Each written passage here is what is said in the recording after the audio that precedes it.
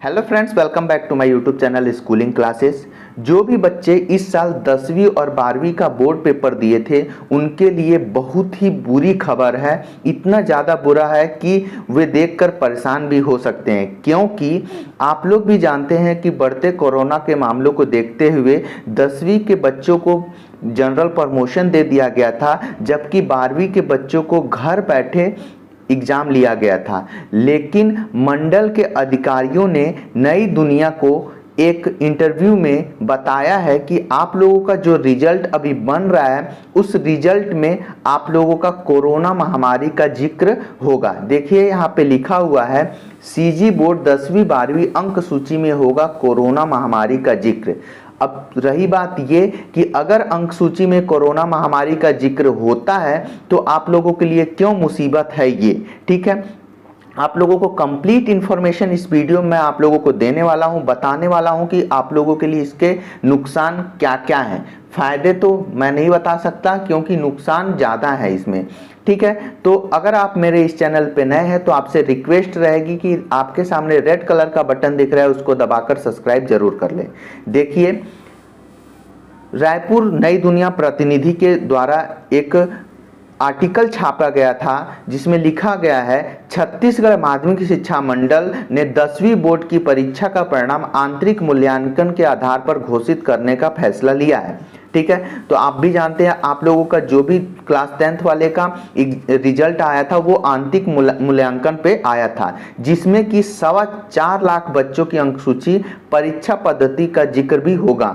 मतलब ये कि आप लोगों के जो रिजल्ट बनेंगे उसमें आप लोगों का कोरोना महामारी का जिक्र होगा। साथ ही लिखा जाएगा कि कोरोना के चलते परिणाम आंतरिक मूल्यांकन के आधार पर जारी किए गए हैं। अब उसमें यह भी लिखा रहेगा कि जो भी एग्जाम का रिजल्ट था वो कोरोना महामारी के वजह से आंतरिक मूल्यांकन पर जारी किया गया था। अब वहीं 12वीं के बोर्ड के बच्चों के लिए क्या है, इसमें 12वीं बोर्ड की परीक्षा भी घर बैठे हुई है। इस पद्धति का भी अंक सूची में उल्लेख होगा। मतलब कि आप लोगों के जो 12वीं का रिजल्ट बनेगा उसमें भी आप लोगों को अंक सूची में जो आपका रिजल्ट रहेगा उसमें मेंशन रहेगा कि आप लोग घर बैठे एग्जाम दिए हो या ऐसे ही कुछ टाइप का।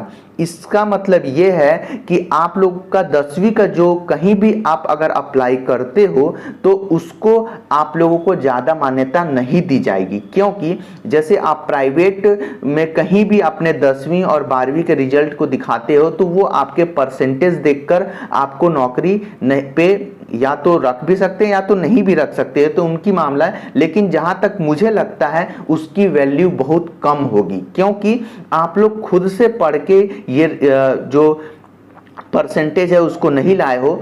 इसके लिए वो अगला जो बंदा बैठा है वो आप लोगों से और अच्छे से ट्रीट कर सकता है, क्योंकि आप लोगों का 10वीं का और जो 12वीं का है ये रिजल्ट वो उसको नहीं मानेगा, ठीक है। तो आप लोगों के लिए ये बुरी खबर है, क्योंकि आप लोगों के लिए आगे बहुत ज़्यादा प्रॉब्लम हो सकता है। जब भी आप कहीं भी 10वीं और 12वीं का रिजल्ट दिखाओगे वहाँ पे आप लोगों को प्रॉब्लम फेस करना पड़ सकता है। ये 12वीं के अब आगे क्या बोल रहे हैं, 12वीं के परीक्षार्थियों को पुनः मूल्यांकन व पूर्ण गणना की पात्रता नहीं होगी। इस बार आप लोग जो भी 12th के बच्चे हैं वो घर बैठे दिए हैं तो उन लोगों को पूर्ण गणना नहीं हो सकती, रीचेकिंग नहीं हो सकती। अब ये कौन बोला है, मासिम के अध्यक्ष आलोक शुक्ला के अनुसार हम नहीं छिपाना चाहते कि मूल्यांकन किस आधार पर किया गया है। मतलब हमारे जो मासिम के अध्यक्ष हैं आलोक शुक्ला जी, उन्होंने ही ये बयान जारी किया है, उन्होंने ही ये